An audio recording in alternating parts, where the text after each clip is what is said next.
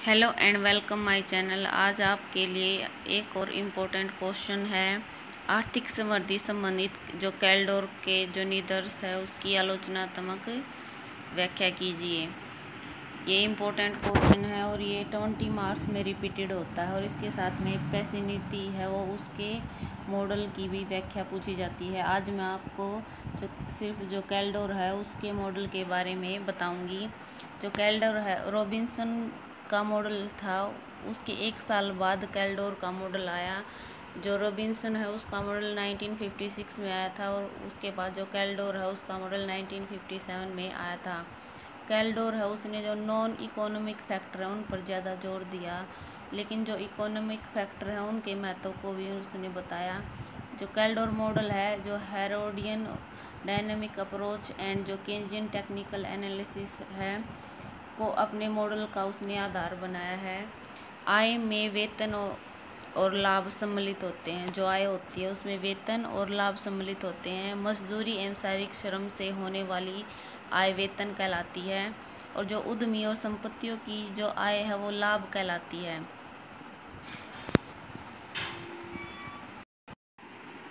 Y=W+P जो आय होती है वो वेतन और W यानी वेज और P लाभ का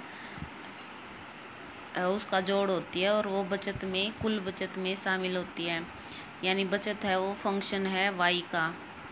Y इक्वल जो आय होती है वो W+P यानी वेज और वेतन होती है। वेज और वेतन का जोड़ होती है और S जो बचत है वो फंक्शन है FY होती है WP के बराबर। जो SW+SW है यानी जो वेज से बचत है और लाभ से बचत है वो टोटल बचत के इक्वल होती है। जो मॉडल है जो ये कैल्डोर मॉडल है उसकी दो अवधारणाएं हैं।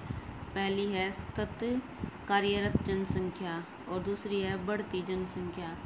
जो कार्यरत सतत जो प्रगतिशील कार्यरत जनसंख्या है वह उसके 3 फंक्शन पर वह काम करती है। एक तो बचत फलन, सेकंड है निवेश फलन और थर्ड है तकनीकी फलन। जो ये बचत फलन है इसका फॉर्मूला है ST=अल्फा PT plus beta into YT minus PT into, जहाँ पर ये वन मोर देन अल्फा होता है और अल्फा मोर देन बीटा होता है और बीटा मोर देन और इक्वल 0 के बराबर होता है। निवेश फलन है इसका फॉर्मूला है KT यानी कैपिटल जो T समय में है और alpha YT minus 1 plus alpha dash into PT minus 1 divide KT minus 1 into YT minus 1। और जो थर्ड है वह है तकनीकी प्रगति फलन YT। ये है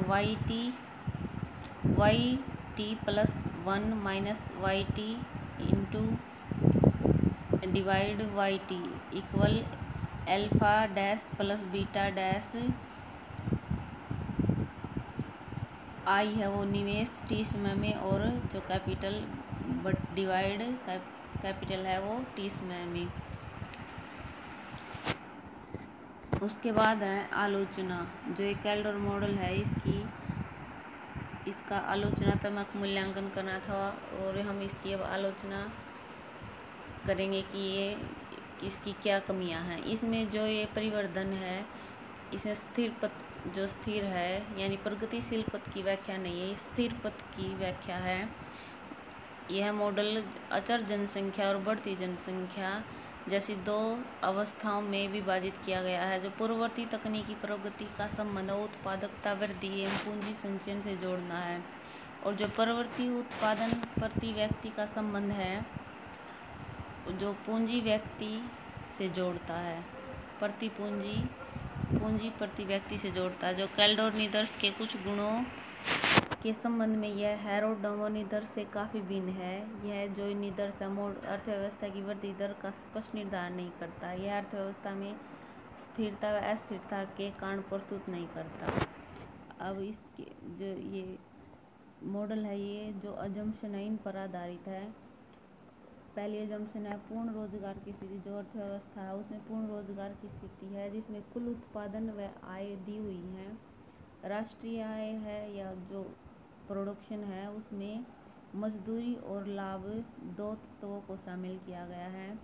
पूंजीपतियों की अपेक्षा जो मजदूरों की सीमांत उपभोग प्रवृत्ति होती है, जो पूंजीपति है उनकी अपेक्षा जो मजदूरों की सीमांत उपभोग प्रवृत्ति होती है वो अधिक होती है, क्योंकि वो जो अपनी आय है उसको उपभोग पर ज़्यादा खर्च करते हैं, जिसके कारण जो पूंजीपतियों की अपेक्षा उनकी जो मजदूरों की बचत प्रवृत्ति होती है वो भी कम ही होती है। उनकी आय कम होने के कारण वो ज़्यादा खर्च करते हैं, इसलिए बचत भी वो कम कर पाते हैं।